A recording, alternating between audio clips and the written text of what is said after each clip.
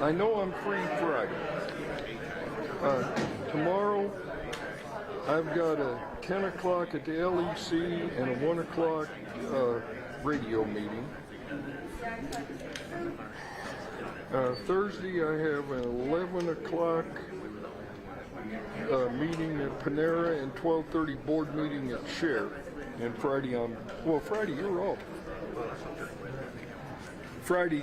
Usually Fridays are my free day, especially during council week. Monday and Tuesday are unbelievable. You know that. All right.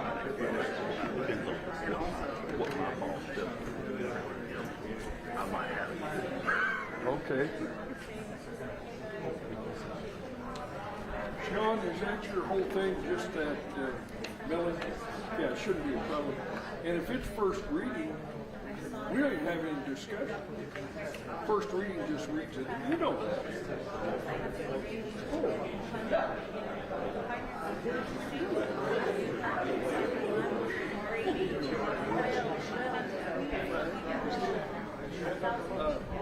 I tried to help you out with the sign, but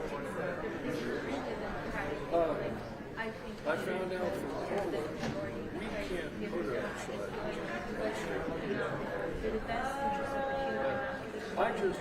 And for some reason, I guess it was a state, I thought we put up the signs, church signs now at 247. That's why I contacted her.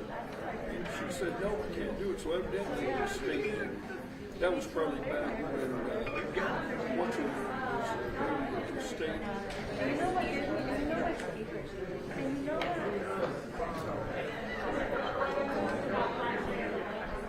Well, Paula gave Zach a contact with the state, but she said for some reason, and it's not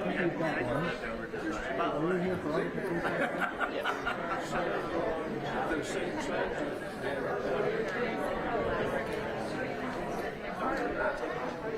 Duncan Chapman. And they've been working on it 2 or 3 years. For some reason, they don't put up the sign. I don't know why. Sure.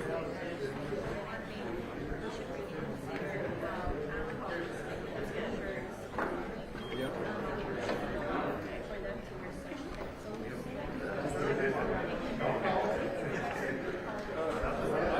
I have not had any complaints since that meeting. Not one.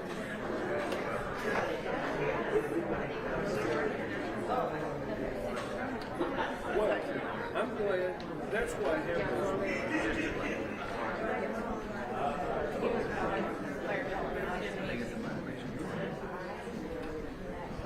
So, right when you get ready to go.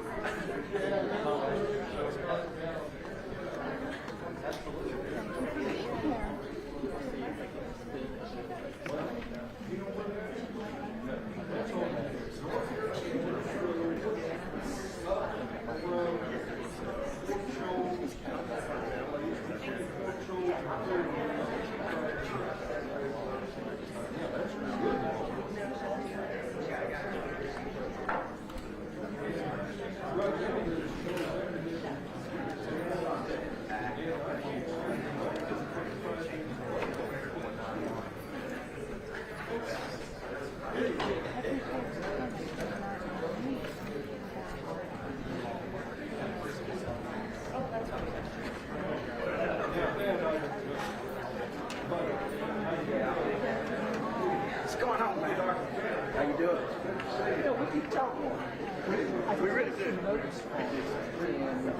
We do. Well, me too. I've become fishing. I didn't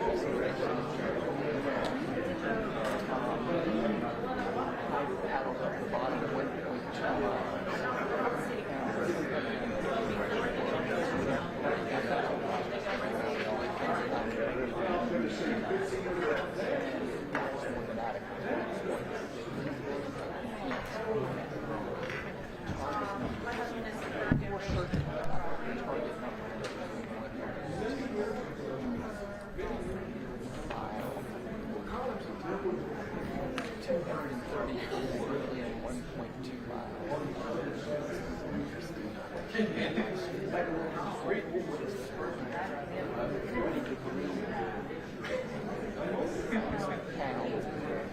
What are you targeting?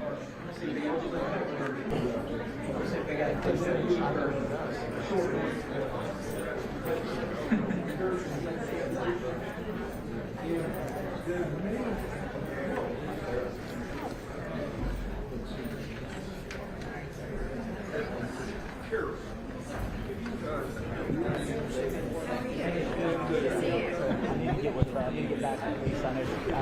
Or maybe you or your attention. yeah, I'll get her. I'm not sure. I am. Obviously, it's not. I am. Yeah. Nice to meet you. Try to work with you. Perfect. Something that all right. Yeah, thank you. Yeah. How are you? Nice to meet you. Yeah.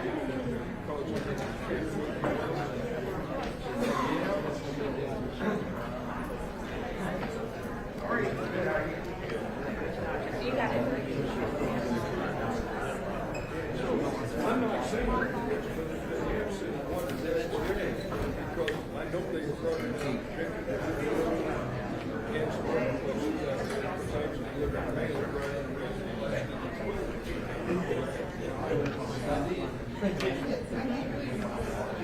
I live on Old Country. I'm glad I did.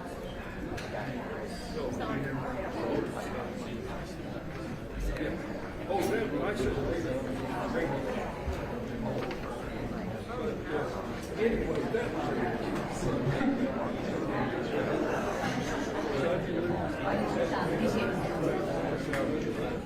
all over there.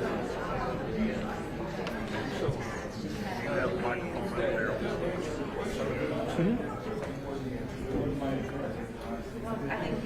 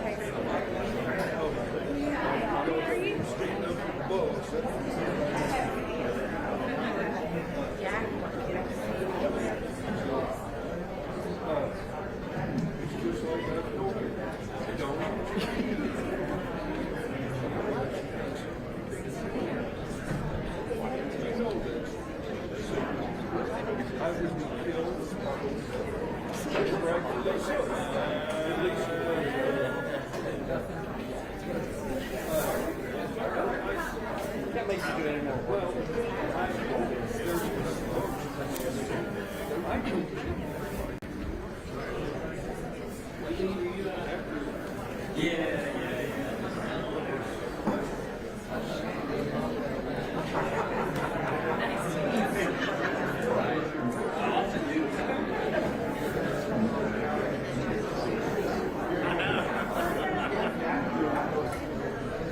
Thanks for reminding me.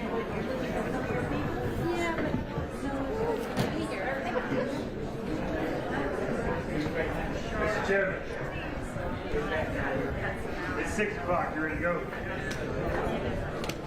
Everybody wants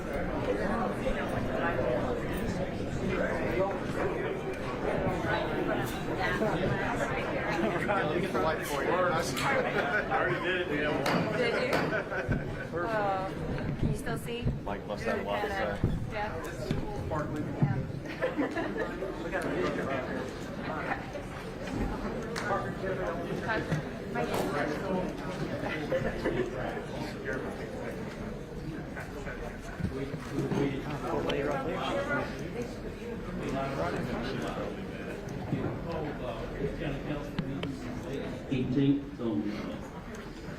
Call to order, and the first item of business is the invocation. Mr. Jewett. Thank you, Mr. Chairman. I would like to invite up Pastor Chad Clint. Chad is a pastor at Grace Church, a personal friend of mine, and I'd like him to lead us in prayer, please. Thank you, Pastor Clint. Let's pray. Father, we gather this night and we just want to ask for your presence. We pray that the Spirit of Jesus would be in this room and that more than anything, your name would be hallowed, your name would be honored, and your name would be lifted up. Father, we pray that you would just lead this meeting in ways that honor you. Just looking at the agenda, I know there's a lot on the table. There's a lot to be discussed, and decisions need to be made. So I pray that you would be with each of the council members, and Lord, just give wisdom and give guidance. Lord, we thank you that we live in a beautiful city, and we just want this to be a place where family and people are honored and given dignity, and we just entrust all these things into you. In Jesus' name, amen. If you would stand and join with me and say the pledge.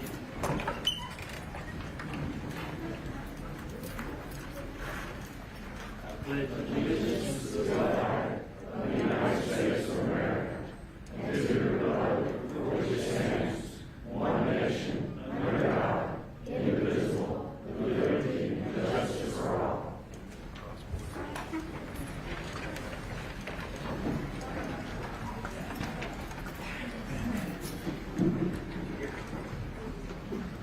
We welcome all of you here tonight, and also those that are on the line. We hope we're streaming live. We didn't do it in committee as a whole, because we had a technical problem there, so it didn't go off. But I think this one is being streamed, so those that are watching online, we thank you for that. And again, thank you for being here tonight. Our first item is the approval of minutes. If you've had a chance to look at the minutes, and or any or any changes or any additions that you'd like to make, or any comments. All in favor, say aye. Aye. Opposed? And the minutes are passed. And then Mr. Barnes has a proclamation. Thank you, sir.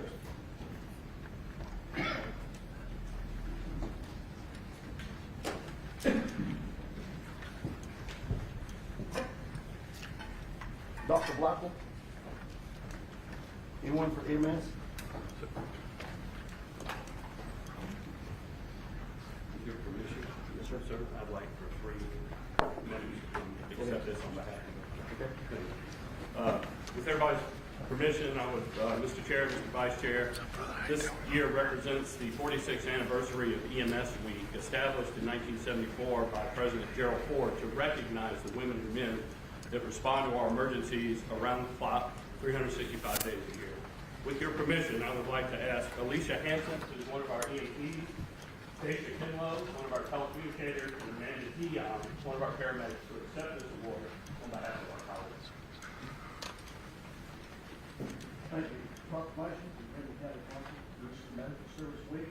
To honor y'all, whereas Greenville County EMS provides a deputy service, delivery, emergency care 24 hours a day, 365 a year. Whereas Greenville County EMS is sole provider for medical 911 calls, responding to more than 65,000 calls per year. Operates internationally honored, high-performance tiered system that provides excellent care. Whereas Greenville County EMS employs more than 300 talented and dedicated staff members, including paramedics, EMS communications specialists, operations support and text, and administration. And whereas members of the emergency medical services team engage in thousands of hours of specialist training and continued education to enhance their lifestyle skills, and whereas Greenville County residents and visitors benefit greatly from the knowledge, education, and skill of highly trained men and women in Greenville County EMS, and their pressure enhances our quality of life. However, therefore, Greenville County Council honors the incredible talent, purpose, passion of all Greenville County EMS staff and honors their essential role in public health by declaring May 16th through 22nd, 2001 to be Emergency Medical Service Work in Greenville County.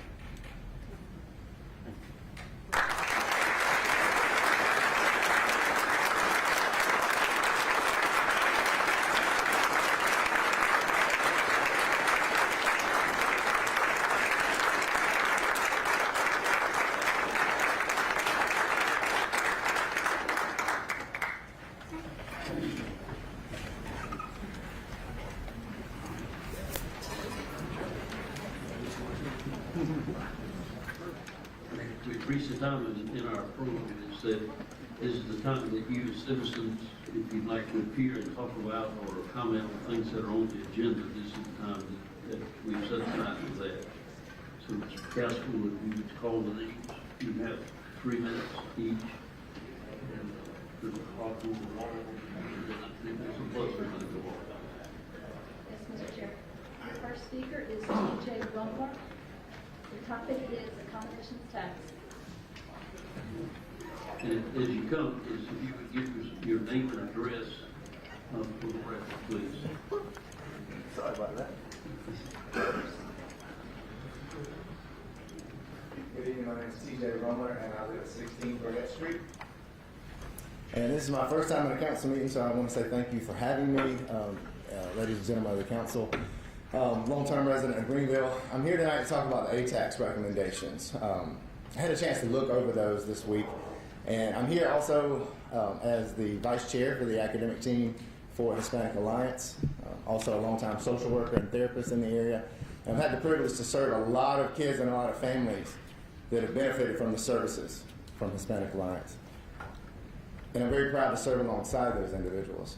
And when I saw the recommendations that came out today, or this week I should say, it really hurt my heart. Because I believe one of the things that we do well here in Greenville is fair process. And that everybody can go through something, and though we might not always agree with the outcome, that we can take pride and take onus in the fact that we went through a fair process and that we were treated equally. And I didn't see that in this. If you vote to take the way the Finance Committee has put out their recommendations.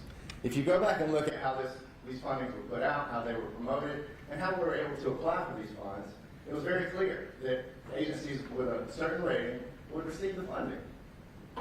And if you look back over the original recommendations from the ATAX Committee, Hispanic Alliance was recommended to receive $7,500 of this funding, and we received a B rating. Now we can all debate here tonight, and I'm sure you're going to hear from other people who don't believe for whatever personal reasons that we should receive these funds.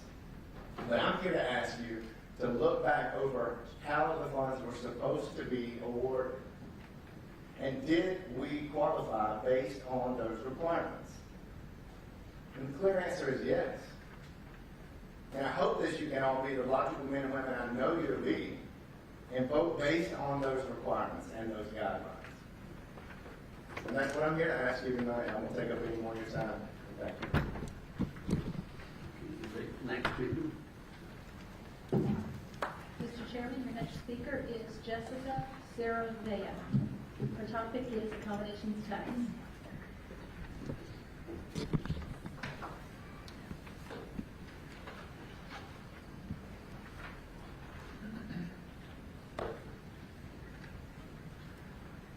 Hello.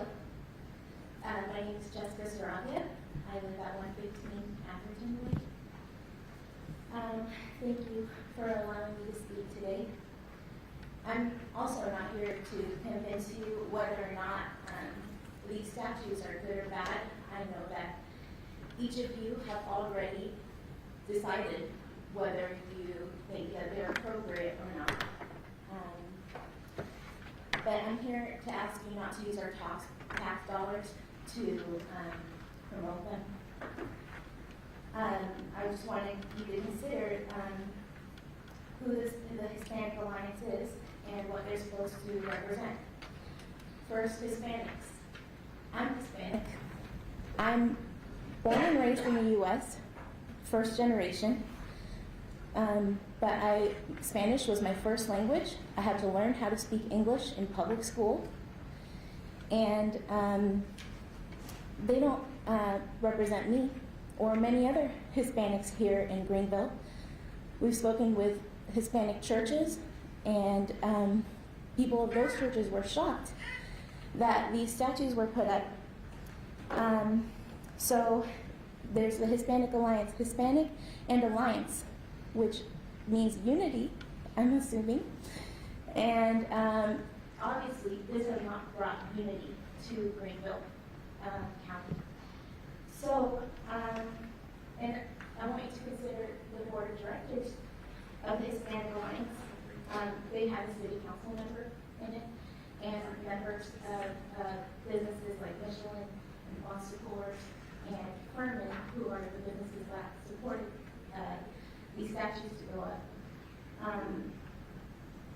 But not just Hispanics, and then the Hispanic Alliance. But also, please consider the Christians who live here in Greenville. Luke 11, it says, your eye is the lamp of your body. When your eye is healthy, your whole body is full of light. But when it is bad, your body is full of darkness. Therefore, be careful lest the light in you be darkness. There are Christians here who take that seriously. And I'm asking you not to use our tax dollars to fund this atrocity. There have been so many different things that the Hispanic Alliance people have brought up that brought unity to Hispanics with this city and county. And this was a bad idea.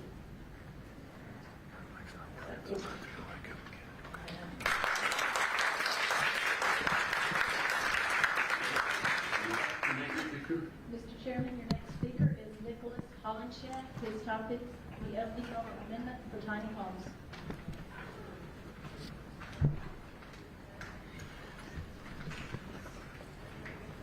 Good evening.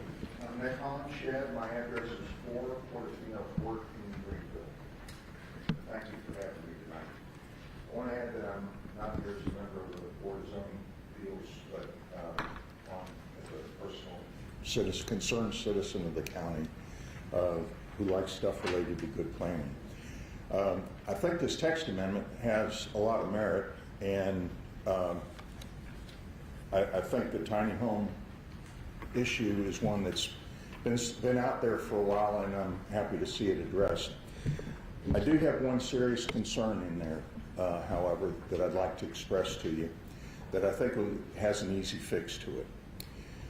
The traditional, as you know, the traditional subdivision approval process, and I'm simplifying here, but it begins with an application that goes to the staff.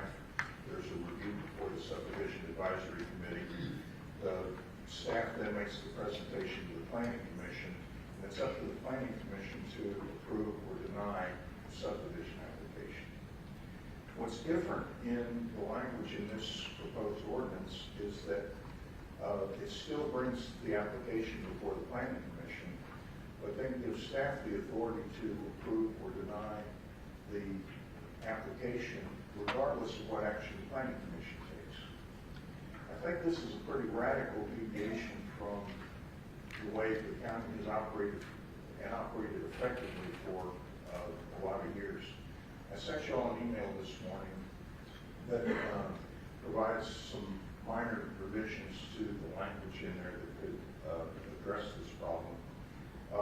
In general, from what I read in the rest of the ordinance, it seems to me that there's no real reason not to treat these tiny home developments in the same manner you would any other residential development. And I think our LDRs provide a good framework for that. So I would encourage you to make that change to the ordinance before you approve it, specifically to put the authority for approval of the preliminary plans for those developments in the hands of the planning commission. Be happy to answer any questions. Thank you very much. Thank you, sir. Next speaker. Mr. Chairman, your next speaker is Jessica Ibrahim. Her topic, the LDR amendment for tiny homes.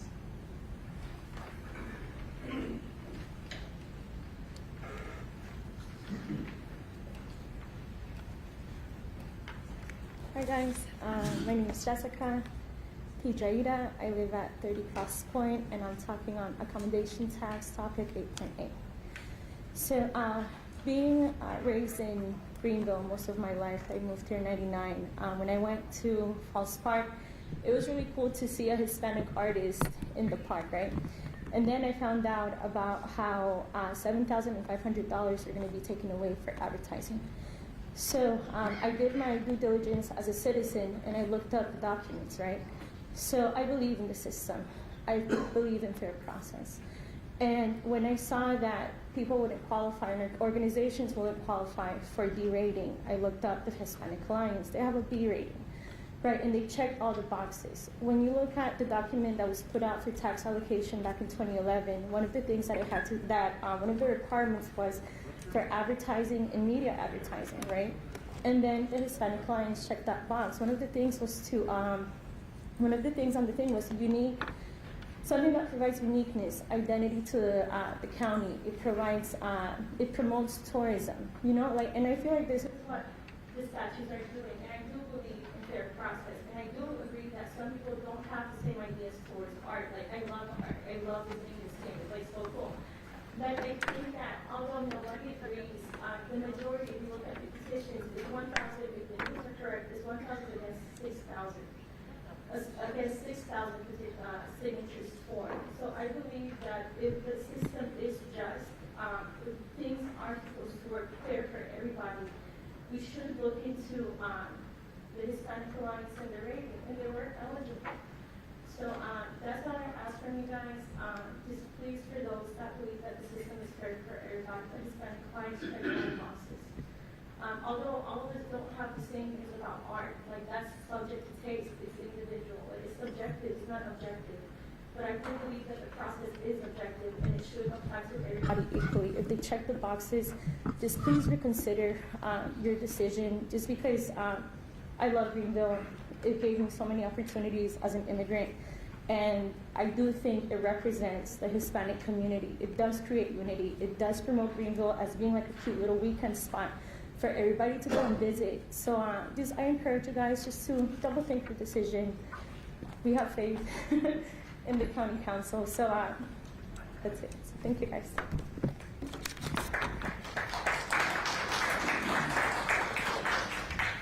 Next speaker. There are more speakers for this portion. Thank you. All right, now we come to the public hearings. We have several tonight. Your first one is Ms. Seaman. Thank you, Mr. Chairman. This public hearing is being held for the purpose of receiving comments from the public regarding a resolution to enlarge the boundaries of the Metropolitan Sewer Subdistrict to include the real property located at 148 Cooper Lake Road and to provide for public notice thereof. Has anyone signed up to speak in favor or in opposition? Mr. Chairman, Ms. Simmons, I want to sign up for this public hearing. Thank you, Mr. Chairman. Having no speakers, I'll declare this public hearing closed. Thank you, Ms. Seaman. And then we have the Greenville Anderson multi-county park, Mr. Tripp.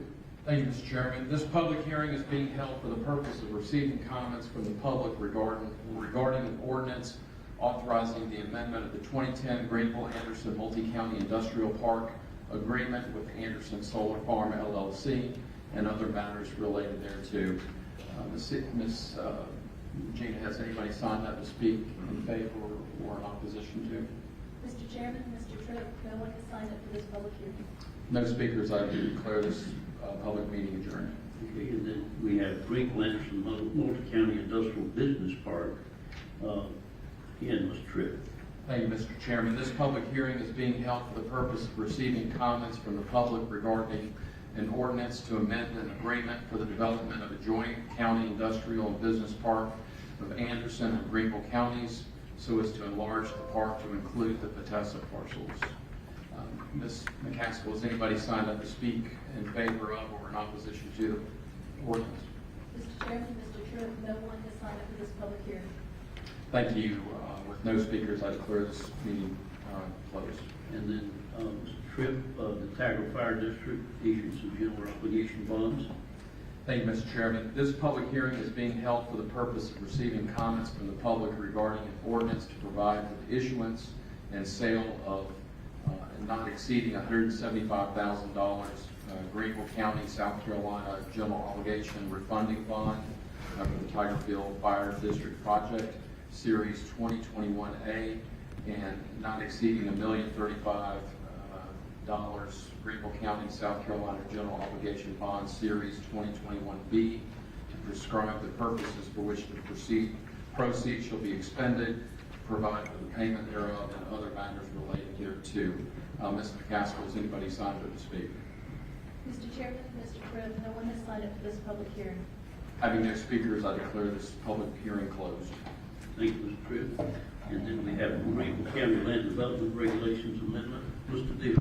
Okay, Mr. Chairman, this public hearing is being held for the purpose of receiving comments from the public regarding an ordinance to amend the Greenville County Land Development Regulations of the County of Greenville, South Carolina, and to repeal Article 3.1, review criteria of Article 3, general subdivision requirements.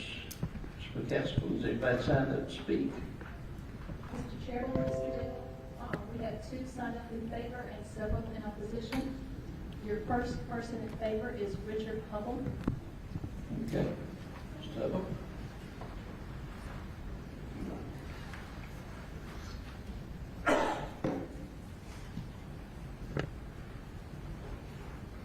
My name is Richard Hubble. I live at 200 East Earl Street in Greenville, and I work... Excuse me, Mr. Hubble, would you raise that microphone Sure. just a little? Is that better? I live at 200 East Earl Street in Greenville, and I work for the Cliffs. And I don't know if I got it right when I told them out front, but we're in favor of amending 3.1. We don't think it should be repealed. The only portion of it that we're not in favor of is the one subjective sentence in there. We're all for managing traffic and doing everything else that article states. We just think that it should not be so subjective. It should be objective instead of subjective. And along those lines, there's been a lot of talk about replacing it with minimum lot size standards for the county and the unzoned areas. And what we would like to recommend is that you consider, rather than just a pure minimum lot size, to consider a average minimum density, which in essence would mean if you had an average minimum density of 1 dwelling unit per acre, that would mean that on 100 acres you could build 100 homes.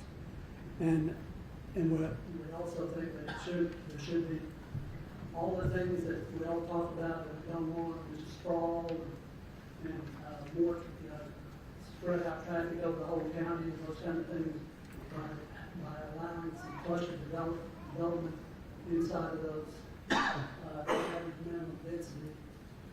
You could put for example, you put 20 homes on 100 acres and concentrate that into 20 homes into the 100 homes into 20 acres, and still have 80 acres that would be open space and parkland, and you wouldn't have to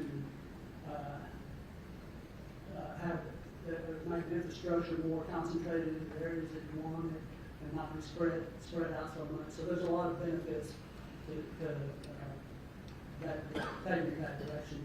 And you know, in reality, there's a lot of smart people in here, a lot of smart developers, and there is everybody's going to do better if everybody has a little bit of input in what happens with their individual development, and doing this average minimum density gives everybody a chance to be somewhat flexible, and that's really what we're looking for. Thank you. Thank you, Ms. Duff. Next speaker. Mr. Dillon, your next speaker is Melanie Woolman, speaking in favor.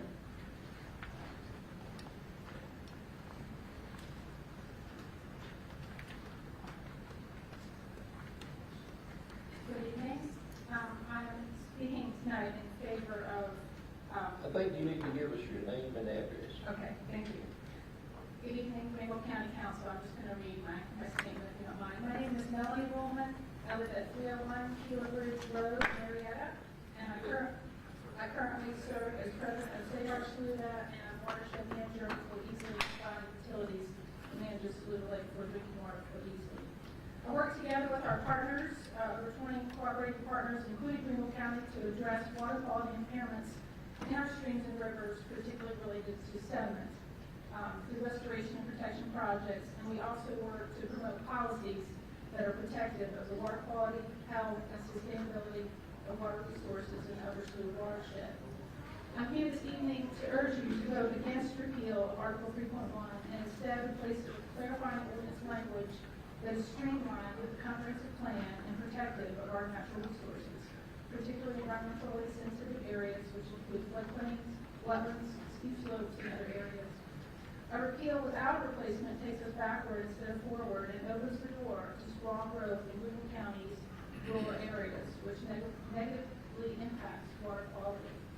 A replacement with an ordinance that is consistent with the densities outlined in the comprehensive plan is reflective of the plan response to community stakeholder input and will help protect rural areas in our watershed from sprawl by focusing affordable housing and higher density development around existing services and infrastructure, which is fiscally responsible and helps to minimize environmental impacts associated with growth.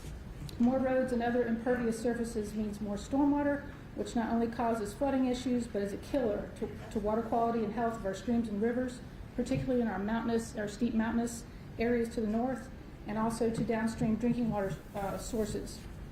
Last year, we supported the conservation subdivision ordinance that was on the table that Mr. Dill presented, which called for a 2-acre minimum lot size for all new large subdivisions in the rural unzoned area, as this was consistent with the density recommendations outlined in the comp plan, while we recognize that more work was needed on the ordinance, such as exemptions for family subdivisions. We also support conservation subdivisions, which allow for higher density while protecting environmentally sensitive areas at the same time. My point being that there are some good, viable options that were and are on the table now, and we hope that you will listen to your constituents of this county and work to replace and not repeal Article 3.1. We also want to emphasize that the 2-acre minimum lot size outlined in the comp plan does represent a compromise that was reached at that time. We were talking about 5 and some even 10-acre. So that should be the minimum. With the conservation one idea is the conservation subdivision could be a backdrop to that for higher densities, but while still being able to protect our environmental areas. The future of what Greenville County will look like depends on you, and we hope you will not repeal, but please work to replace Article 3.1 with protective and streamlined ordinance language that is streamlined with the comprehensive plan that you approved unanimously and that was overwhelmingly supported by the constituents that you represent. Thank you. Thank you very much. Next speaker. Mr. Bill, your next speaker is opposed to the ordinance, Heather Collins.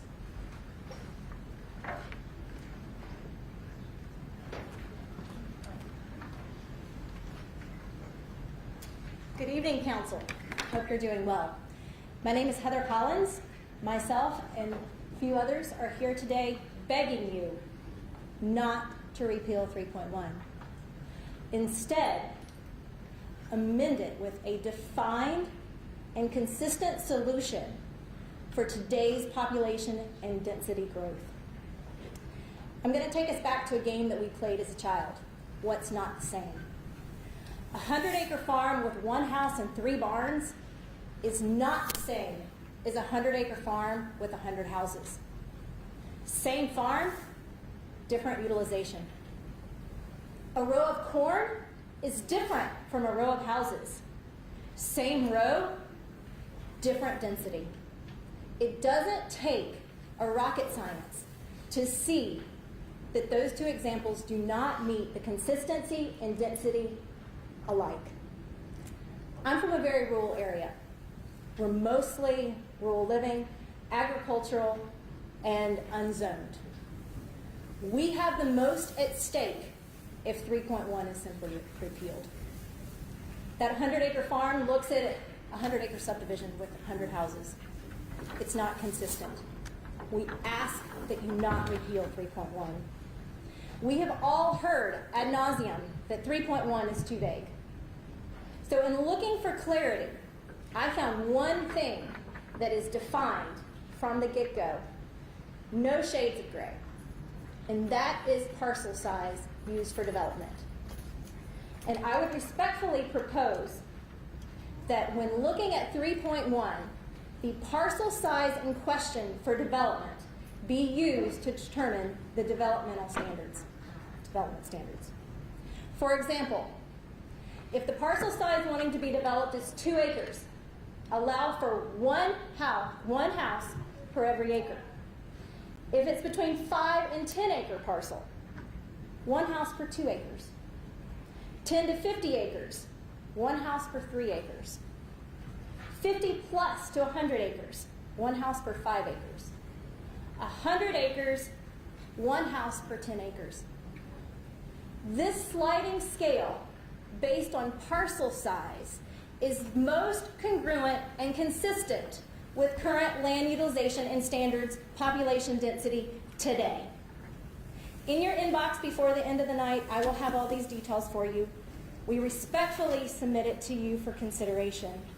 And we beg, once again, please do not repeal 3.1. Thank you so much for your time.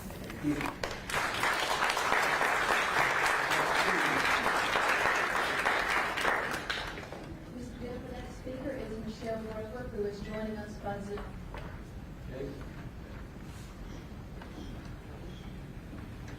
Hello, my name is Michelle Grover.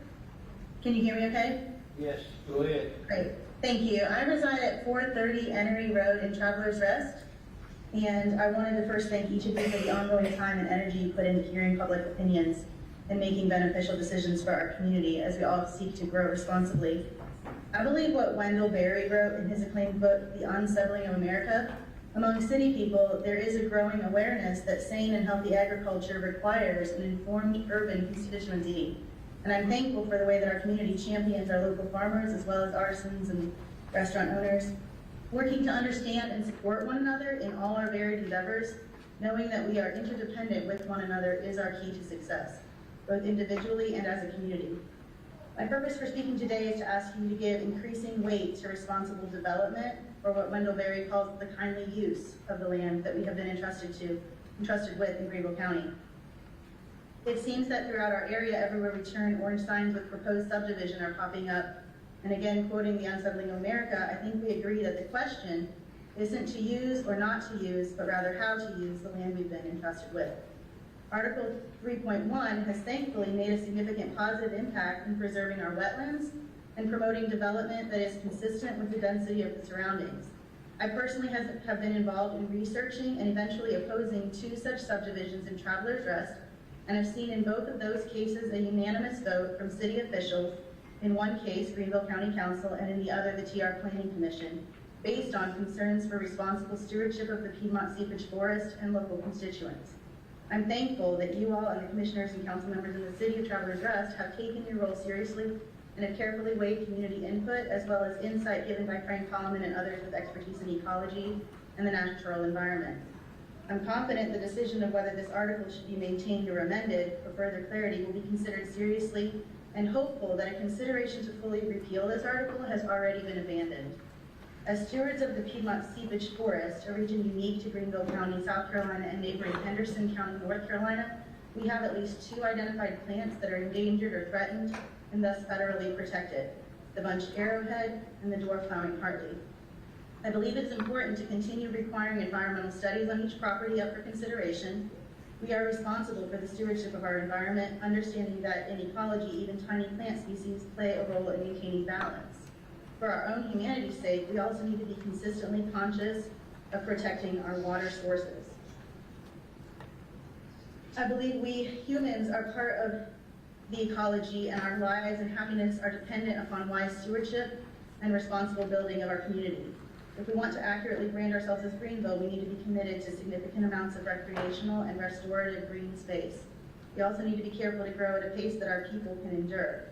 Unfortunately, I'm seeing longtime community members struggling to navigate what they feel is an aggressive growth agenda.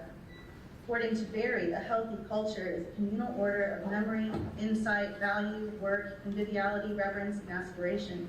It reveals the human necessities. Ms. Gilbert, your time's up. You need to sum it up. Okay. In summary, I believe it's important that we're making a concentrated effort to perform traffic studies, to remember that bigger is not always better, and that we would advocate not to totally repeal, but to amend responsibly and continue to make good decisions, but not to repeal it until an amendment is available. Thank you. Thank you. Next speaker. Yes, your next speaker is Andrea Cooper, speaking in opposition.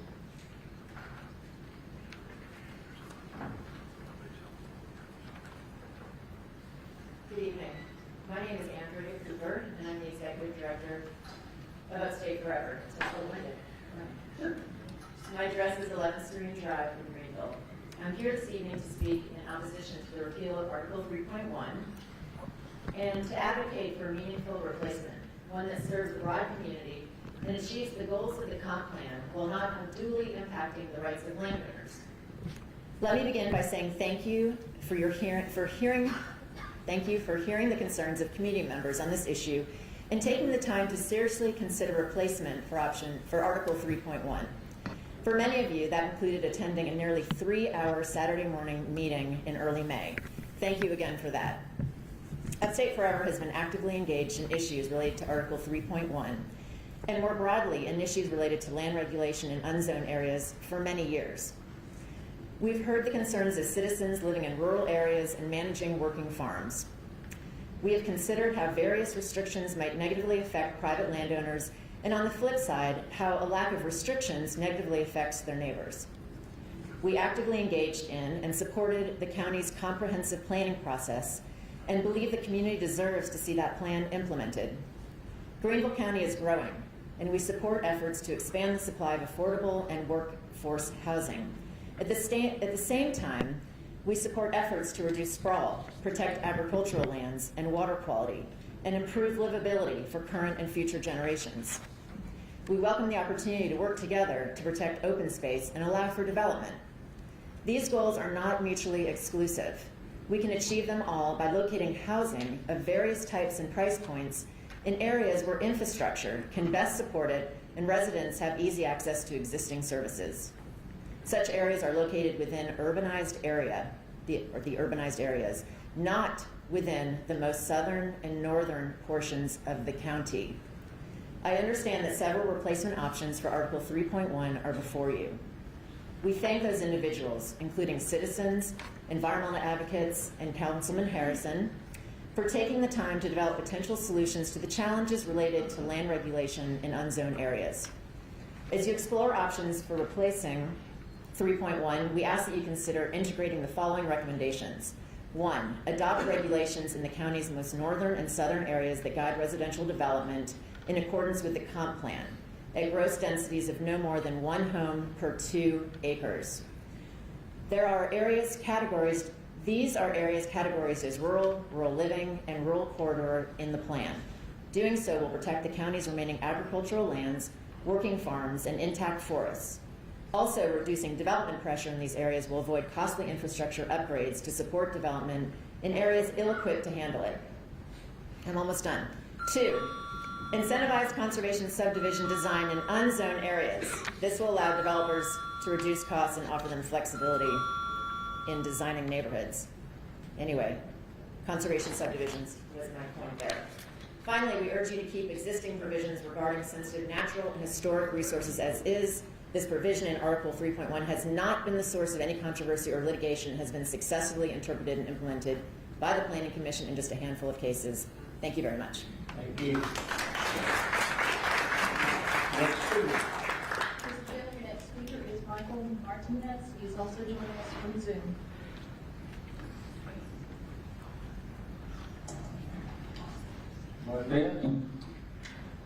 Good evening, can you hear me? Yes. My name is Michael Martinez. I live at 15 Blackburn Street in Greenville. I am an attorney with the South Carolina Environmental Law Project. We're a public interest law firm dedicated to the protection of the Carolina's environment. I'm here to speak in opposition to the amendment to repeal without an effective replacement. The council has the authority and the responsibility to guide the sound and responsible growth of the county, which it can accomplish by following the recommendations outlined in the comprehensive plan.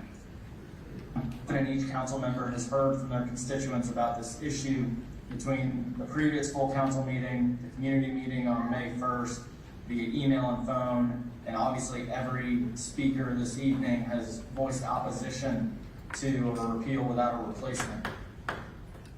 This consistent theme that I've heard from the desire of residents is to have a replacement to Article 3.1 that offers the protections it affords and not simply its elimination. Repealing without replacement simply avoids the problem now, and what we need is a solution. I urge the council to listen to its constituents and reject this amendment for repeal at the next vote. For those council members whose districts likely would not be impacted much by the repeal, this issue is significant for every resident of this county because the way we use land now will determine what our community looks like 10, 25, or 50 years from now. The council has the opportunity to ensure the preservation of our natural resources, rural land suitable for agriculture, open space for recreation, and the infrastructure necessary to support the county's residents. Without an improved replacement, the issues that have plagued the County Council and the Planning Commission's consideration of proposed developments will likely continue. From my review, I believe the statutes governing local planning authorize the Council to adopt land development regulations that address the precise components in Article 3.1, including lot size and density. The county is required by law to develop a comprehensive plan every 10 years, which Greenville did 2 years ago.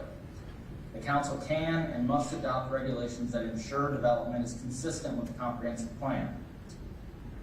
I provided to each council member a proposal that does exactly this, as well as incentivizes conservation subdivisions, which I've heard several other speakers tonight support.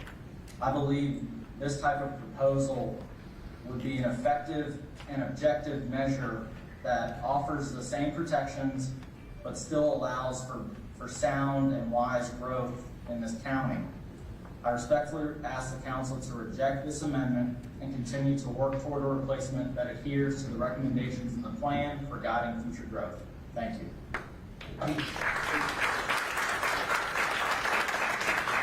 Mr. Bill, your next speaker is Claire Kellett.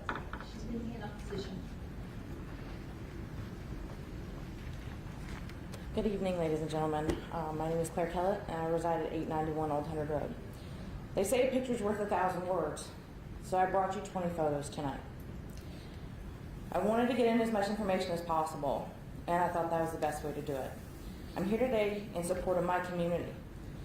I have a petition in that packet that I started on Sunday morning. When I printed it this morning, it had 208 signatures. It is actually up to 230. All of the people that signed this petition want to see this extensive building stop. We live in a peaceful and beautiful area of Greenville County. We want it to stay that way. We don't want these cookie cutter subdivisions growing all around us and on top of us and encroaching on us. I'm here today to ask you to stop letting these developers destroy the nature that we have.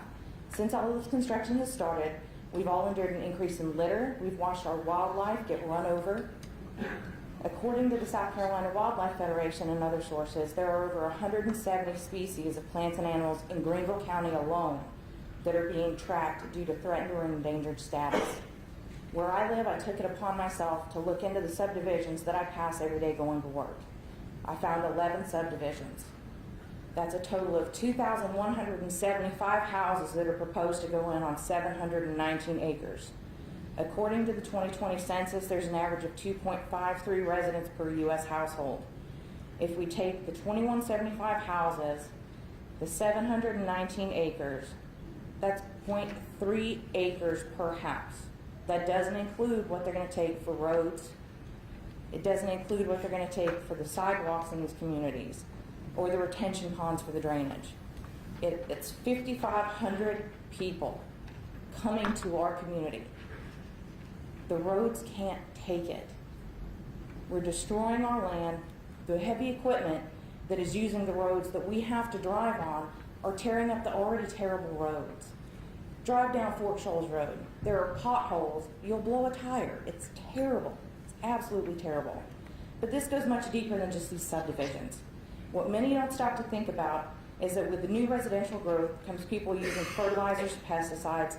The county's going to spray for mosquitoes. With more pesticides, they're going to run off into our natural water sources. They're going to kill our wildlife and the vegetation. It's going to leach into the water table and contaminate wells and slowly poison those of us who have wells. There will be a need for waste removal with every new subdivision, which is going to exceed the maximum capacity of our current landfills, requiring more land to create more landfills. Every option that I see with these new buildings reduces the land that we have for our children, for our communities. I ask that you don't repeal. Please replace 3.1. Save our community. Save our space. Save our wildlife.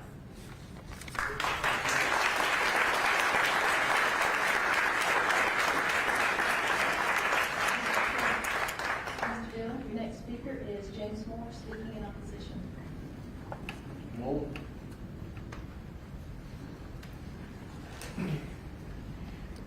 Thank you. I've been asked by several groups of the community to speak on their behalf. Before I do, I'd like everybody in the room who wants to see this Article 3.1 replaced, please stand up.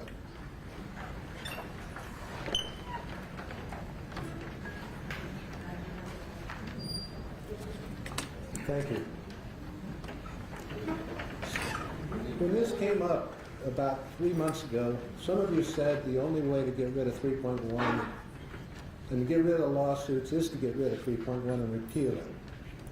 If you go back in history to 2016 when this all started, the lawsuits before 3.1 and the rate of lawsuits after 3.1 was approved is identical.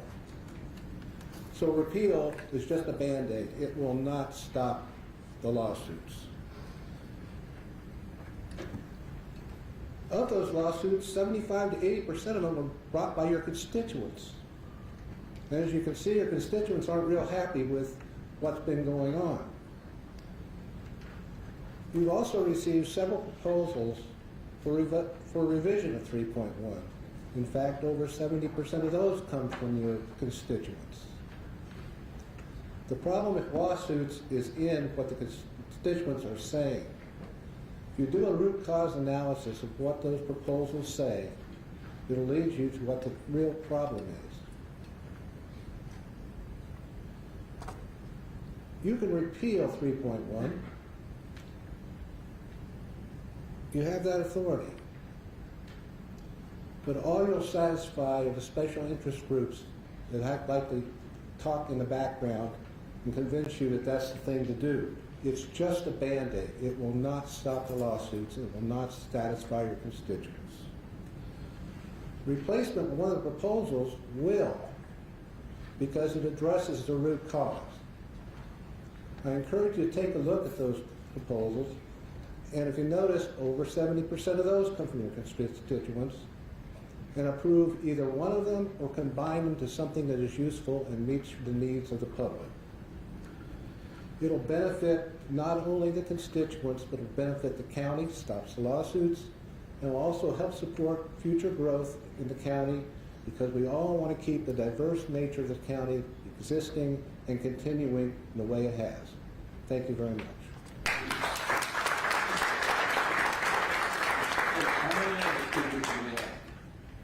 You have several. The next speaker is T.J. Romer, speaking in opposition. Say it again. Yeah, I'm already spoken. It's already spoken, he said. Next on the list is Carol Gilly.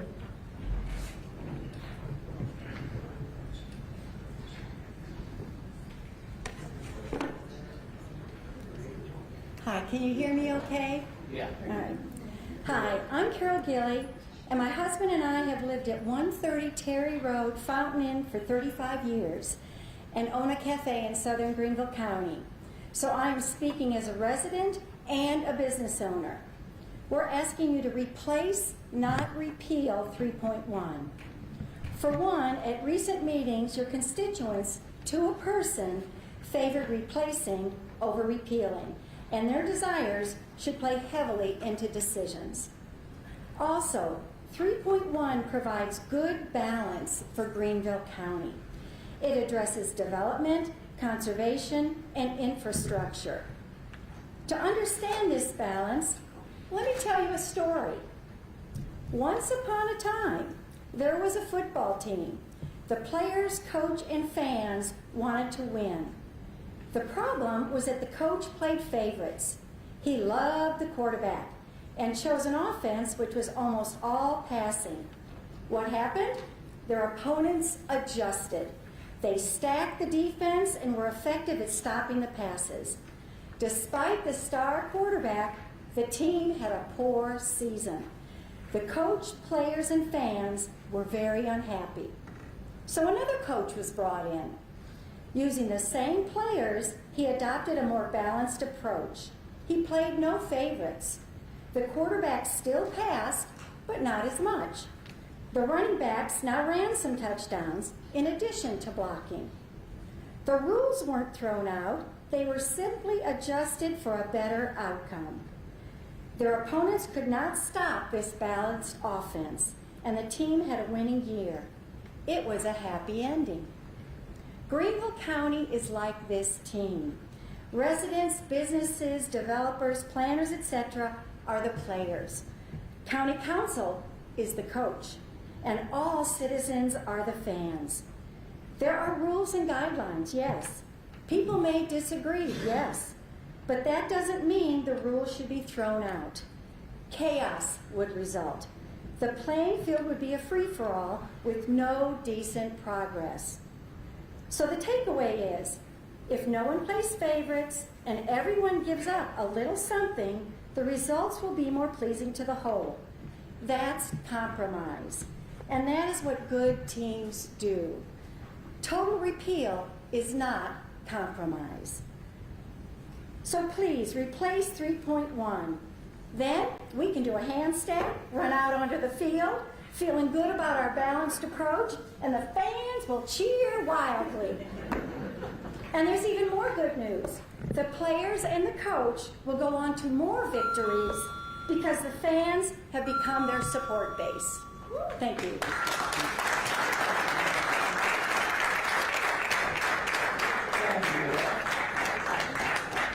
have 6 minutes remaining. 6 minutes. All right, give us another speaker. The next speaker is Thomas Stitt.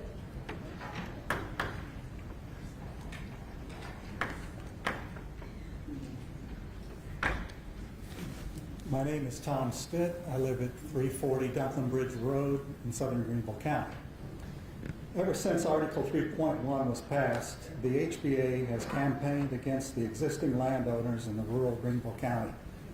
The HBA calls us NIMBYs and says we are against the growth and economic development. I believe the NIMBY acronym is more fitting for the builders and developers, since most of them do not live in the subdivisions they build, and next to a landfill or next to a wastewater treatment plant that was put there to handle the sprawl they created. Real estate investors and developers will tell landowners in our communities that Article 3.1 negatively affects their land value. Of course, they want to buy the land as cheap as possible. But they also want to tell the landowners that they're looking out for their best interests. They say that the fewer the houses they're allowed to build, the less interested they are in buying the land. This is a self-fulfilling prophecy. It appears the HBA, with its rapid expansion agenda, has strong support in council.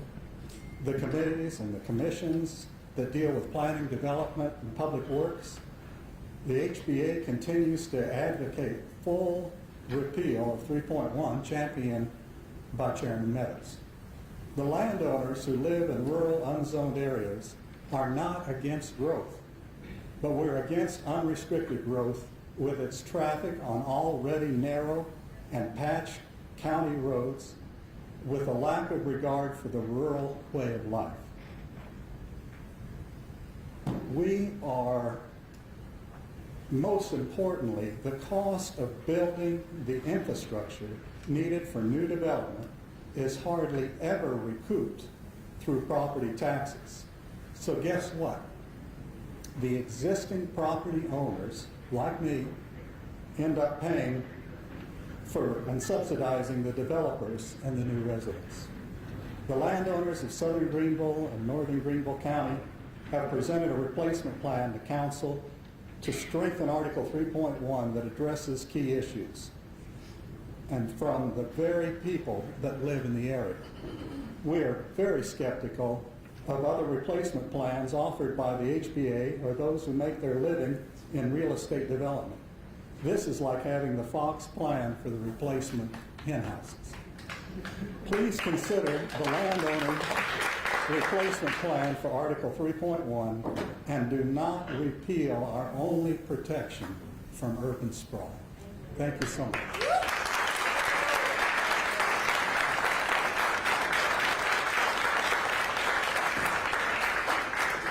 Next speaker.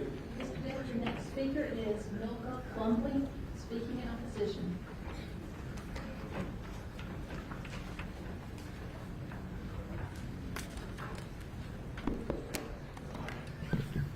To the County Council members, thank you so much for giving us this opportunity. If my Spanglish will kick in, please forgive us or forgive me. But I'm here to say thank you for this opportunity. My name is Milka Plumley, and I live in 2 Burwood Court in Greenville. 2004, my husband moved us from Virginia here to South Carolina, and I thought it was the best decision that he ever made. Virginia, growing up there, I realized that it's way too liberal. When we came to South Carolina, definitely we noticed right away the conservatism, the family environment, the perfect place to raise our children. I do appreciate the welcoming of diversity of many cultures. I'm not opposed for whatever the council will make them, yes. Can you wait just a minute? Yes. I've got a dilemma here. You're speaking on an item that was in the 30 minutes up front. This is solely for people that want to speak on the 3.1. I am so sorry. If you'll wait just a few minutes when we finish the meeting, yes, then you can, not conclusion of the meeting, we have an opportunity for people to speak, and I believe the chairman would allow you to speak at that time, even though you were supposed to be signed up for the speaking part in the first. Would you do that? Yeah, Would you sure. allow us to do Yeah, that? I And was. now we'll let somebody that's want to speak on this item, 3.1, and we'll start the time over. Oh, okay, I signed up for the A. Yeah, you just wait. Okay, Wait, so. the chairman will let you speak at the end. All right, thank you so much. Okay. Okay, Mr. Gill, sorry. Your next speaker is Keith Bollinger. Same thing, she signed up for 8A, and Susana Sarabia signed up for 8A, and I think they put a... Something happens, but we'll correct it. You'll get an opportunity to speak. Taylor Lyles.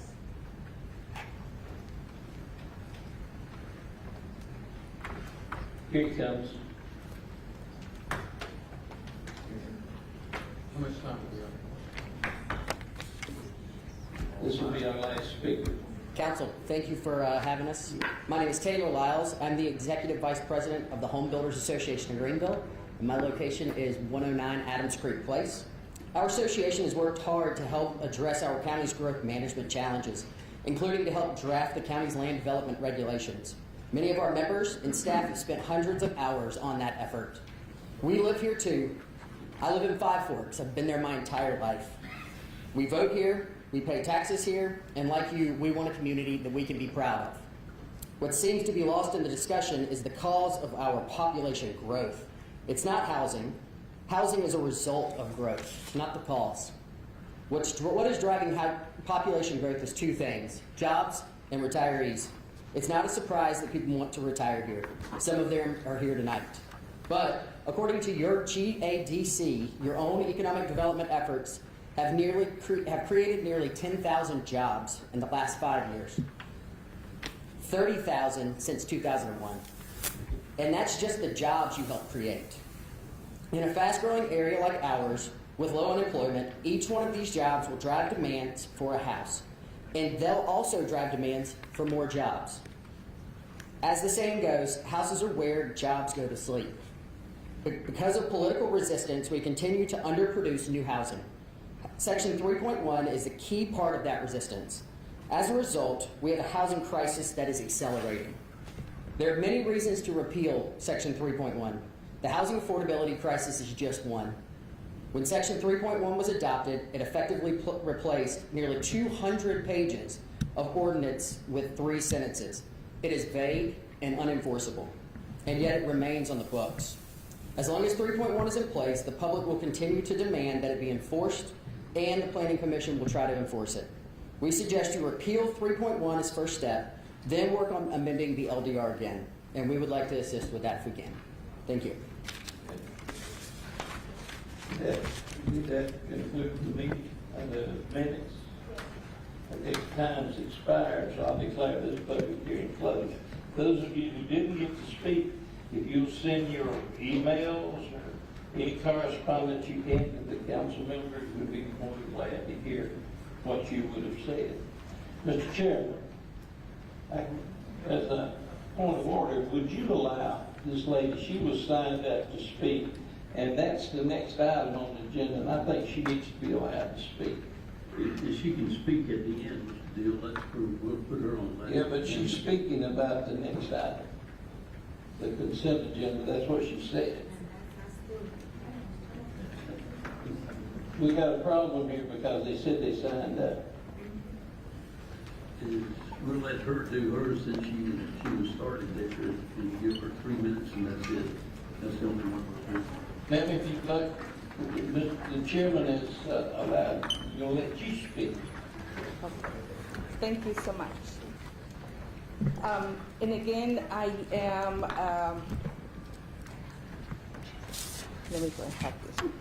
Okay, so bottom line is to say that I really don't understand how the money is being divided by the Hispanic Council and all the stuff. But one thing that it really bothered me is to find out that our tax money that is helping diversities, opportunities, is going to promote these naked statues. And I was doing a research to see what will be or what is it in the law of South Carolina about indecent exposure.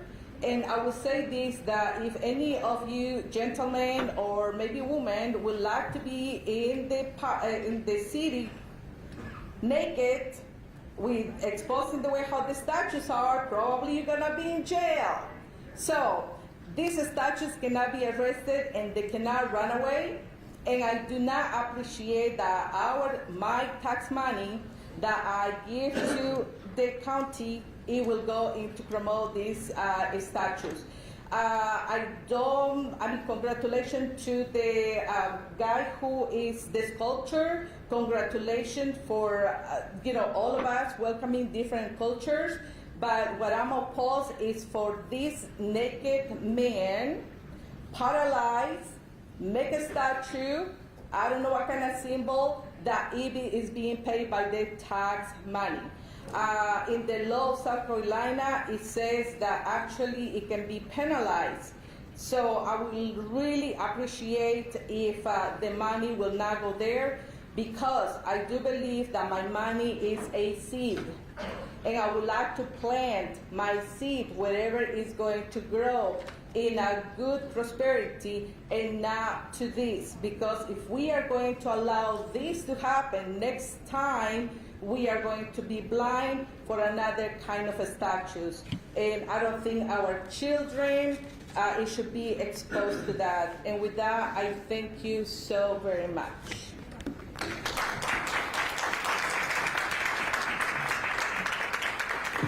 Thank you very much, and thank you for all those that have spoken tonight. It's a good opportunity for you to speak and let us know what you think. Now we come to the next item on the thing, and that's the consent agenda. Mr. Fannin. Mr. Chairman, Mayor, comment before we go. I'd like to actually remove item 8A from the consent agenda. I'm sorry. I'd like to remove item 8A from the consent agenda. We have a motion on the floor first. I understand that, but I understand under our rules that any member can ask for removal of one of the items on the consent agenda. But you have to get that on there before you have a Well, because you probably pre-planned to call on Dr. Fant when this item came up, I don't appreciate being looked over again. I've already gotten stabbed in the back once tonight from this group, and I'd appreciate the opportunity to remove item 8A from the consent agenda. I'm sorry, Mr. Stevens, you're out of order, and so that's the way we're going. Mr. Fant has a motion on the floor to pass the consent agenda as has been presented. Mr. Chairman, I'd like to raise a point of order. If there's a rule that someone can have this motion taken, this item taken off the consent agenda, would that not wouldn't that have a higher precedence than just a simple motion to approve a consent agenda? I mean, that's the whole point of the consent agenda, is to have non-controversial items on the consent agenda. This is clearly a controversial item, and I think that we as a body can't get wrapped up in procedure to overlook or to mask a procedure that you're trying to do. I think this is controversial and it should come off the consent agenda, because there is not consent for this agenda. Mr. Towson, can you give us some help? Mr. Chairman, it's certainly, you do have a rule that indicates that any item placed on the consent agenda shall be removed and considered as a separate matter on the request of any council or committee member. Otherwise, they're voted on with one motion. You have a motion on the floor to approve the consent agenda, and you have a request to pull an item off. You could either abide the rule and take Ms. Siemens' request pursuant to council rules, or you could treat it as an amendment to the consent agenda, or you can make whatever ruling that you deem appropriate at this time, Mr. Chairman. And the ruling stands as I've made the ruling before, and the council votes it down, and Mr. Chairman, so be it. I call a question on the motion. All right. Real quick, on Mr. Vant's motion? He's not accepting her motion. And that's what I just heard. That's correct. Ms. McCaskill, will you call the roll? On call for the question. Can we clarify, this is for what we're voting on? What is the question? We're just adopting the consent agenda. As usual. Normally we do a voice vote, but we don't obviously call the roll to do it this way. So I have another question. Am I to understand that a motion to amend the consent agenda is out of order? Have we come to this as a council, Mr. Chairman? Well, I think it's procedure. The procedure is if you have a motion on the floor, Mr. Tripp, then that takes precedent on the. Okay, then I amend his motion to approve the consent agenda. I amend his motion to take that item off the agenda. Mr. Chairman, point of order as well. I remember when council adopted the policy allowing the consent agenda, it was made abundantly clear at that time that it was just a courtesy to put it on there, and any council member could request an item to come on, which has been exercised many, many times by this council. The idea behind it was not to railroad the thing through, as you yourself, Mr. Chairman, have accused me and others of doing many, many times, and this is the epitome of a railroad job, a set-up deal between you and Mr. Pence to get this done quick so nobody could say anything about it, and I strenuously object to that procedure. And Mr. Chairman, if I may, I'm on the opposite side of the issue. I voted to remove the funding. Let's just take a vote up or down. You're going to win the vote, but don't put a member out over a procedural tie-up. That's what the consent agenda is for, taking non-controversial issues and moving them forward as a block. And I strenuously object to what you're doing, even though I'm opposed to the funding of this Hispanic art collection. Mr. Chairman, I have one question for the councilor. A consent agenda, by definition, indicates we all consent to it. Can we pass a consent agenda without 100% of the membership voting in favor? Okay, I just passed. Can you read the rule? It doesn't take a unanimous vote. That's the rule. Yeah, I couldn't think of the word. Thank you. That's right. Can you read the rule? Mr. Chairman, I'll read the rule. Consent agenda. Several items of business may be considered together by county council and/or county council committees. Such items to be considered together must be listed on the agenda under the general heading consent agenda. Any item placed on the consent agenda shall be removed and considered as a separate matter upon the request of any council or committee member. Otherwise, all items on the consent agenda will be voted on with one motion. Mr. Chairman, under that plain reading of that rule, any member shall. So I appeal the ruling of the chair and demand a voice vote. And also, Mr. Chairman, from a historical perspective, when it was incorporated by this council, it was the chairman routinely asked up front when it was presented to the floor, does anybody want to remove an item from the consent agenda before it was even voted on or motion was taken on? That was a courtesy extended for a long time until we kind of got away from that, but that was built in to the idea of the consent agenda from the word go. Having heard what Mr. Thompson has read, I will rescind and take back my rules number, and we will take it off and have it at the end of the meeting. Thank you, Mr. Chairman. Thank you. Mr. Chairman, when things have been pulled off the consent agenda in the past, they've been taken up in committee reports. Just what that's for. Committee reports. Yes, sir. All right. All right, then let's go to. Sorry, Mr. Chairman, I'll move approval of the consent agenda as with item just 8B. Okay, any comments or question on that? All in favor, say aye. Aye. Opposed? Okay, now we go to resolutions, and Susan, you have the first one on Metropolitan Sewer Subdistrict. Thank you, Mr. Chairman. I move for adoption of resolution to enlarge the boundaries of the Metropolitan Sewer Subdistrict to include the real property located at 148 Cooper Lake Road and to provide for public notice thereof. Any comments or questions? All in favor, say aye. Aye. Opposed? And this is passed unanimously. All right, and then the next one is Mr. Tripp, Slater Marietta Fire District. Thank you, Mr. Chairman. I move for adoption of a resolution calling for a public hearing to be held upon the question of the issuance of not exceeding $3 million of general obligation bonds of the Slater Marietta Fire District and to provide for the publication of the notice of such hearing. Any questions or comments? All in favor, say aye. Aye. Opposed? Okay, and then we go to ordinances at third reading, and the first one, Mr. Tripp, is Greenville Anderson Multi Business Park. Thank you, Mr. Chairman. I move for adoption of third reading an ordinance authorizing the amendment of the 2010 Greenville Anderson Multi-County Industrial Park Agreement with Anderson Solar Farm LLC and other matters related thereto. Any questions or comments? All in favor, say aye. Aye. Opposed? Mr. Tripp, we have another local county park, Anderson, a different company.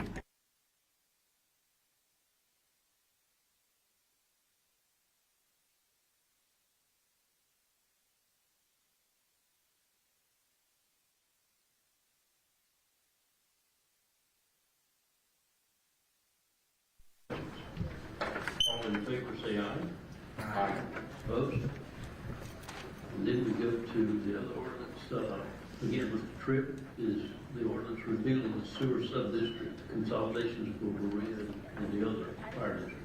Thank you, Mr. Chairman. I move for adoption of third reading an ordinance repealing provisions of ordinance number 5248, authorizing the consolidation of Berea Public Service District, Gant Fire, Sewer, and Police District, Marietta Water, Fire, Sanitation, and Sewer District, and Wake Hampton Fire and Sewer District into Metropolitan Sewer Subdistrict, providing for the enlargement of the boundaries of the Metropolitan Sewer Subdistrict within the areas of Berea, Gant, Marietta, and Wake Hampton, and amending the plan of consolidation in connection therewith and other matters related thereto. Any questions or comments? All in favor, say aye. Aye. Opposed? And it passes the third reading, and then we have one last ordinance, Mr. Tripp, ordinance repealing the county establishment of the Berea Fire Area. Thank you, Mr. Chairman. I move for adoption of third reading an ordinance amending ordinance number 5249 to repeal the provisions establishing the Berea Fire Service Area, the Gant Fire Service Area, and the Wake Hampton Fire Service Area from those fire service areas established thereby and other matters related thereto. Any comments or questions? All in favor, say aye. Aye. Opposed? Okay, then this passes the third reading. And now we go to ordinances in second reading. And the first one is CZ 2021-28, and Mr. Deal, you know a bunch of those. Okay, Mr. Chairman, this is the property of Isaac Quintana, located on North Charles Drive and Conisty Road. They're requesting rezoning from C2 to RMA. The Planning Commission and the committee recommended approval, so I'll make a motion to approve its second reading. Any questions, comments, or additions? All in favor, say aye. Aye. Opposed? Okay, Mr. Deal, number 29. That's the property of Emmanuel Lutheran Church Incorporated, located at 2820 and 2824 Woodruff Road. They're requesting rezoning from RS to RM16. The Planning Commission and the committee recommended approval, so I move on behalf of the committee that we approve its second reading. Any questions or comments? All in favor, say aye. Aye. Opposed? Okay, and then Mr. Deal, number 30. The property of Chandler Revocable Trust, Linda Gale Porter, and Foothills Presbyterian, located on West Georgia Road and Rocky Creek. They're requesting rezoning from RS to RMA. The Planning Commission and the committee recommended denial. And on behalf of the committee, I move for approval of the ordinance at second reading. Mr. Chairman? Yes. I thought that had been withdrawn. I don't have that. No, and I questioned that with staff and I don't remember getting a reply, so I'm not arguing that we shouldn't vote on it. I just thought it had been withdrawn by the applicant. Third. All right. That's the first time I've heard that, Mr. Chairman. Okay, is all in favor, say aye.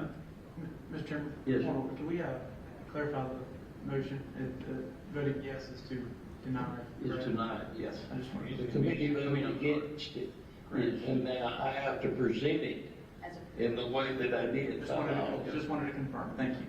But now how we vote is yes, Yes, no. that it passes, and then no means it's denied. So, Okay.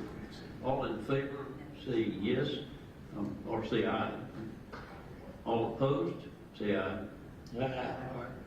And this one fails at third reading. Okay, Mr. Deal, number 31.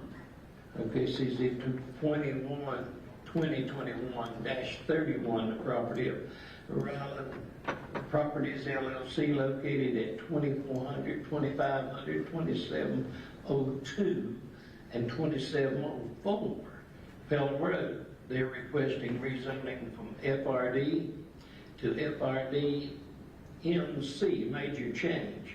Planning Commission and the committee recommended approval with these conditions. On behalf of the committee, I move for approval of the ordinance's second reading.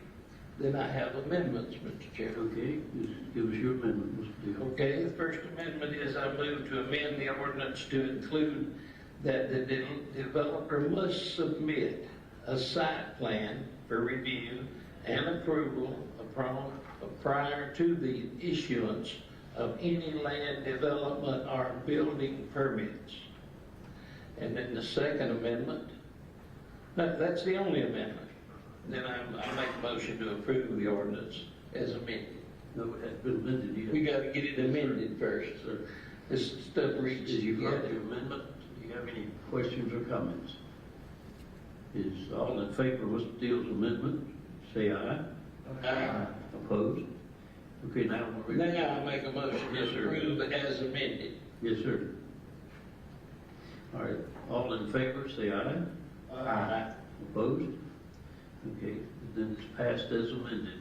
Mr. Deal, number 32. At the property of Janice Holiday Chandler, located at 9185 Augusta Road. They're requesting rezoning from R3 to C3. Planning Commission and the committee recommended approval. So on behalf of the committee, I move for approval at second reading. Okay. Any questions or comments? All in favor, say aye. Aye. Opposed? Okay, Mr. Deal, number 33. Okay, the property of Marta Harris and Samantha Harris, located on East Suber Road. They're requesting rezoning from RS to S1. Planning Commission and the committee recommended approval, so on behalf of the committee, I move for approval. Second reading. Okay. Any comments, questions, or additions? All in favor, say aye. Aye. Opposed? Okay, Mr. Deal, number 34. Property of Karen D. Garrett Long, Jeffrey Neal Garrett, Cynthia Lee Garrett Farmer, Donald Gregory Garrett, and Kim George Lynn. They have property located at 219 and 231 Horn Road. They're requesting rezoning from R12 to RM, from R12 to RM12. Planning Commission and the committee recommended approval. So on behalf of the committee, I move for approval at second reading. Any questions or comments?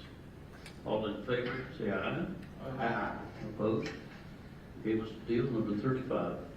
Okay, the property of Julia Lewis Barker, Linda Merlin Howard, Gail Elizabeth Tucker, and Frank J. Ayers III, and Carol B. Ayers, located on Michelin Road, requesting rezoning from RS to R-15. The planning commission and the committee recommended approval, so I move for approval at second reading.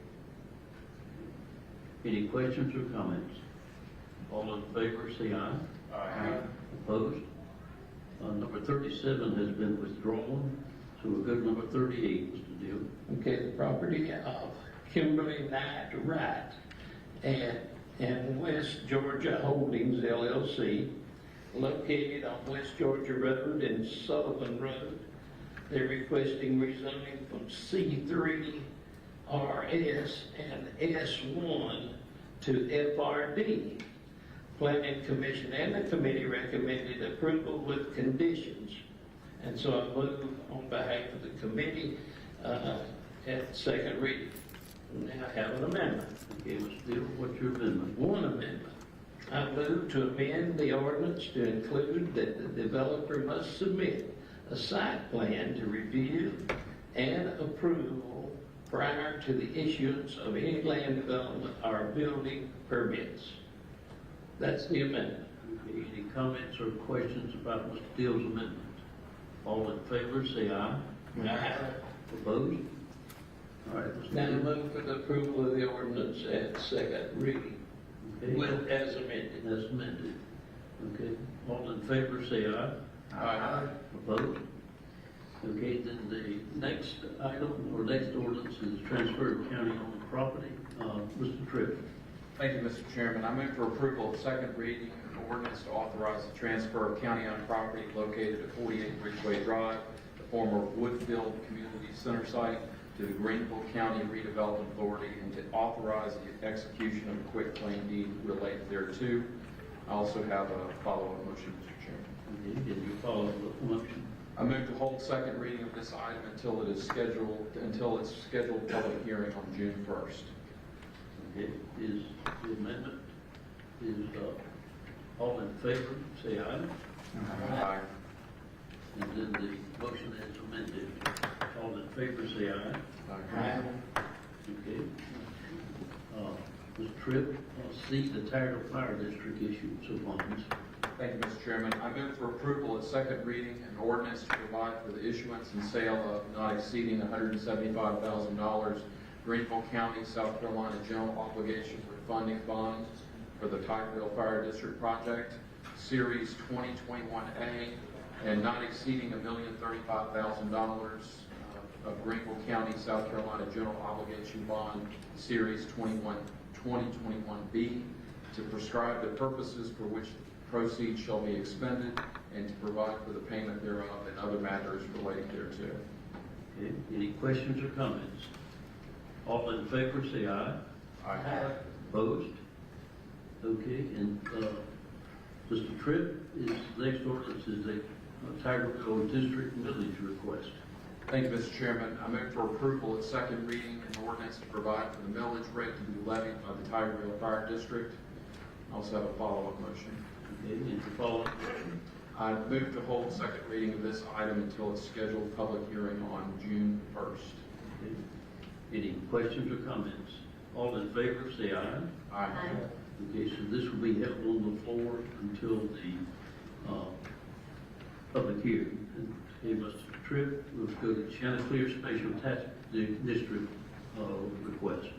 Thank you, Mr. Chairman. I move for approval at second reading an ordinance to provide for the millage rate to be levied by the Chanticleer Community Special Tax District. I also have a follow-up motion on that. Okay, your follow-up motion. I move to hold the second reading of this item until its scheduled public hearing on June 1st. Okay, all in favor of holding it until the public hearing, say aye. Aye. Opposed? Okay, then this will be held on the floor until the public hearing. Now we go to first readings, and the first group is Mr. Deal. Okay. I present the first readings of the docket CC 2021-39 through CZ 2021-50 and CP 2021-1. Okay, now these will be held, these will be referred to P&D. Okay, then I have 20, All right, and then, Mr. Deal, you have a land development regulation amendment. Okay, I present for first reading an ordinance to amend the Greenville County Land Development Regulations for the County of Greenville, South Carolina, as amended, to include provisions for regulations of tiny homes, and request this item to be transferred back to the Planning and Development Committee. Okay, so this will go back to P&D also. Then the next one is Greenville County Library System, Mr. Tripp. Thank you, Mr. Chairman. I present the first reading of ordinance to approve the appropriation of funds for the Greenville County Library System for the fiscal year beginning July 1st, 2021 and ending June 30th, 2022, to authorize the annual ad valorem property tax millage levy for library purposes, and to request second reading be delayed until the public hearing is scheduled. Okay, then we will delay the second reading. I don't think we have to do a vote on that, do we, Mr. Thompson? Second reading, and it will stay on the floor until after we turn the public hearing. Okay, Mr. Tripp, you go to the Slater Marietta Fire District General Obligation Bond issues. Thank you, Mr. Chairman. I present for first reading an ordinance finding that the Slater Marietta Fire District may issue not exceeding $3 million of general obligation bonds to authorize the Board of Fire Control of the Slater Marietta Fire District, South Carolina, to issue such bonds and to provide for the publication of notice of the said finding and authorization. Okay. And that will also stay on the floor. Okay, and now we go to the next item is the committee reports, and we'll take up the one on the on the consent agenda. Let me see, first of all. We have one more for Fountain. Sorry, one more for Fountain. Oh, Fountain. Sean's getting crazy over there. Yeah, okay. Sorry about that. About to lose your money back there. I didn't see that sweat coming off there. Okay, Mr. Tripp. Thank you, Mr. Chairman. I present for first reading an ordinance to provide for the millage rate to be levied by the Fountain Inn Fire Service Area to reauthorize execution of a contract with the City of Fountain Inn for the continued provision of fire protection services in the fire service area, and to endorse a 10-year capital improvement plan, and request second reading be delayed until public hearing is scheduled. Okay. Now this one will stay on the floor also. So you're okay, Mr. Fountain? Now we go to committee reports, and first of all, I'd like to say, I'd like to apologize to Ms. Seaman for not listening to her, and I should have done that, and I didn't. So Thank you, Mr. Chairman. I appreciate that. So we will now bring that back to the floor, the accommodation tax, and that is on the floor for discussion at this time. Ms. Seaman. Thank you, Mr. Chairman, and I appreciate that. Appreciate the opportunity to have a discussion. And Mr. Tripp, definitely to your point, I mean, clearly this has been a controversial item, so I appreciate that we'll have just a few moments to speak to it. And I just want to say I appreciate several of the speakers talked about sort of the process around ATAX. So I want to just clarify for some folks. I know we've gotten some emails of concern about tax dollars. Well, just as a reminder for the public and also for colleagues, this is the accommodations tax. So this money is actually collected by visitors to our community when they spend the night in hotels. And the purpose for the grants that come out of the ATAX allocation are to invest in things that will bring more visitors to our city and collect more ATAX dollars and allow us to have more great opportunities. And historically, we have supported, things like Scottish Games and Artisphere and exhibits at the Upcountry History Museum. And I think several speakers also mentioned criteria. And for those of you who've been on council for a while, you'll remember we actually worked with the Accommodations Tax Committee to kind of shore up their process and the rules. And now we appoint the Accommodations Tax Group. We approve the rules by which they vet all of the grant applications that come before us. And then they're all laid out, given scores A, B, C, and D, with their requested funding and the recommended funding presented to finance and come to council. And for the last several cycles,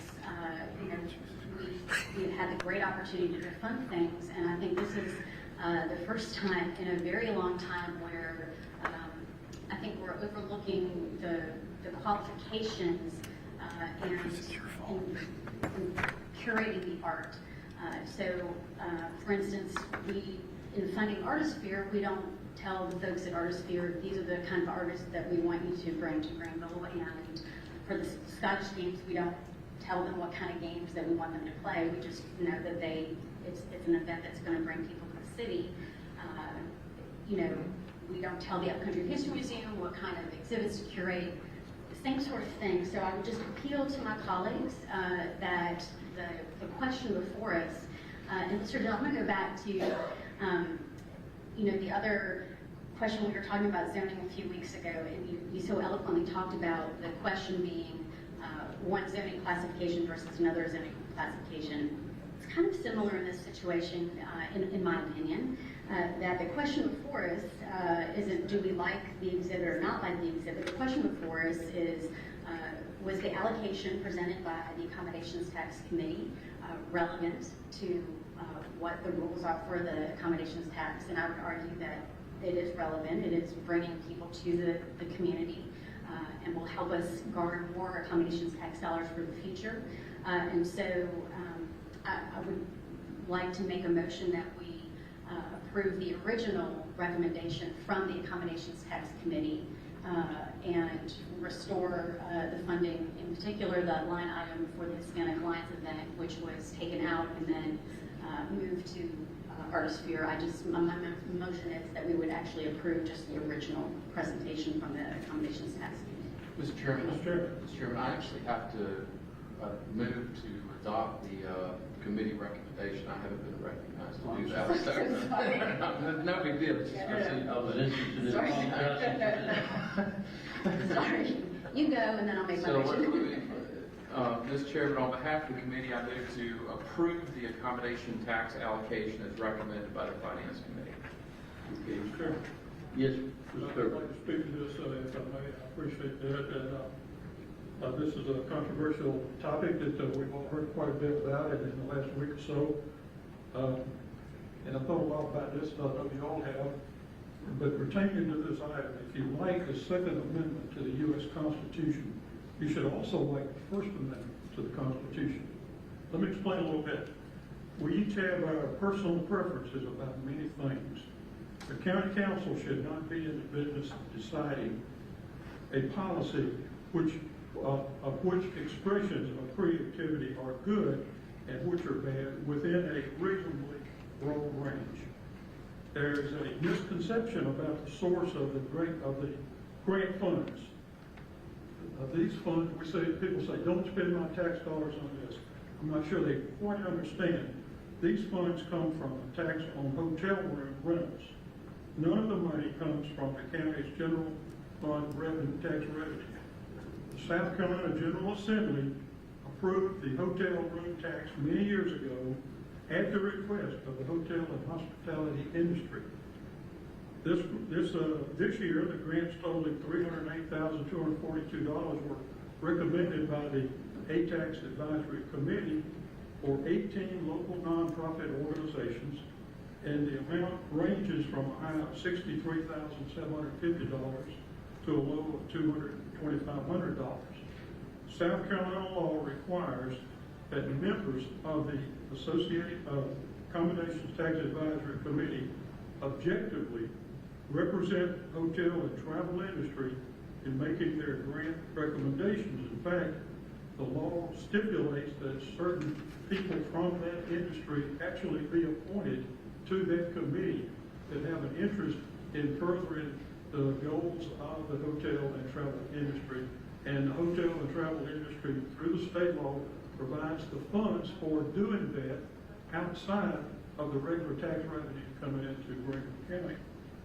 So as we've debated over many years, where we used to haggle over each and every item, we finally came to the reasonable conclusion that we need to follow the law and follow the recommendations of the Tax Advisory Committee, who we've all said have done a wonderful, magnificent job over many years' time. As far as the Hispanic Alliance goes, it's been kind of caught up into this thing. They've been established for over 10 years. Their purpose is to help the Hispanic community become a more vital part of the overall Greenville area community.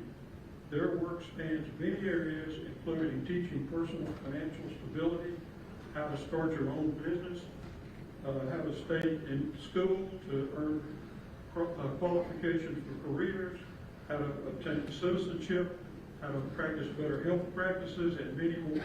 The Hispanic Alliance is a valuable organization that does many good things for people and families throughout the community. Appreciate Ms. Seaman making this motion and her explanation, and so I wanted to make those comments in support of her motion. Mr. Chairman? Yes. While we're on rules, I appreciate Mr. Kerwin talking about the state law, because our policy that was adopted in 2011, the second line of that policy says, the South Carolina law prohibits events from receiving accommodation tax fund if the event raises money and distributes funds for or to other nonprofits or charitable entities. Now, can anybody here say, beyond a shadow of a doubt, that this organization doesn't give money to other organizations? I mean, it doesn't matter to me about what the argument is here. The argument is that the rules, our own rules, say that we cannot give this money to anybody that gives money to other nonprofits. Now, that's one of the state laws that governs. I mean, Mr. Kirby was discussing that just a few minutes ago. So I'm at the point right now, Ms. Seaman, that I don't know that we don't need to hold this on the floor and we get a logical breakout on every one of these groups that money's being allocated to. Because, see, right now, all these groups, when I look down there before the Finance Committee at every one of the groups that didn't get any money, these are groups that are struggling, trying to stay afloat. They're trying to get started back up. And they could have used a few dollars from this group. And they don't give money to somebody else. So I make that motion, that I amend the motion to hold it on the floor till we get a better grasp on what these people do. Now, this doesn't say that you don't give this money that we're giving, like the $7,500. It doesn't say that you can't give that money. It says that you can't give any money to a nonprofit or to a charitable entity. Mr. Chairman, happy to. So I can say without a shadow of a doubt that the Hispanic Alliance does not give money to other nonprofits. Happy to keep it on the floor if that's the will of this body. My concern being, we may peel the onion back to find something that we don't like, meaning other major events that we have supported over the past. I do believe give out some small grants from money that they raise from their events. Including Scottish Games and potentially Artisphere, both do those. So, do we want to scrap this group, this policy? well, I don't know. I mean, I would hate for us to not fund some major events just because they do have a grant component at the end. But I don't know. My motion is to restore the original request. So, but his motion to hold, I think, probably takes precedence over my motion. Thank you, Mr. Chairman. This, the Hispanic Alliance does a good job, and they have been drawn into the middle of this probably unnecessarily and unfairly. This issue, we've gotten emails on top of emails. IT probably is going to have to clear out our inboxes. We've gotten so many emails. This issue has caused us as council members to become somewhat contentious with each other, which is not good either, considering we all have to work together. I think we want what's in the best interest of our community and the community's future. I'm hesitant to agree with Mr. Deal. I would probably end up in the emergency room because I can't remember agreeing with him on anything. But I think, really, ladies and gentlemen, we should put this on hold. Just hold it right here on the floor.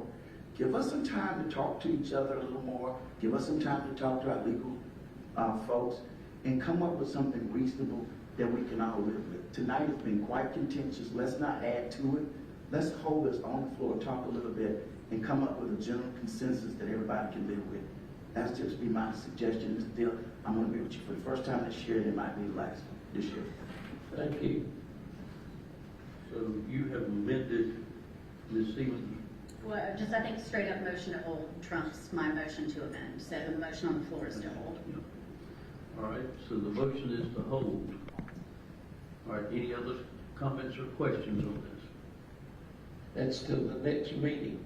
To the next meeting, all right. All right, all in favor, say aye. Aye. All opposed? No. Okay, then it will be held on the floor until the next meeting. All right.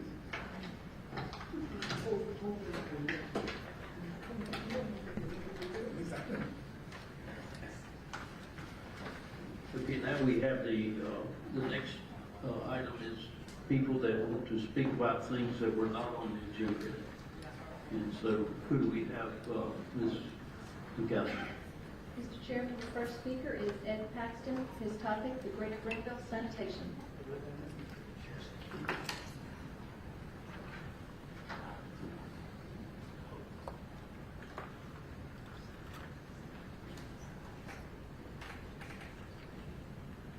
I'm Ed Paxton, I'm native of 1 York Circle, 29605. And I frequently attend meetings of the Greater Greenville Sanitation Commission. And monitoring by the public is not something that is welcomed by the Greater Greenville Sanitation District. It was no surprise to me to see in the newspaper that flap over the Grove Park Inn, which you all can probably remember. Bluntly, it's been coming for years.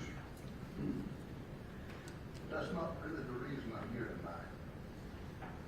I'm here tonight to beg you to search out and find people for that commission which can bring value to the table when they are appointed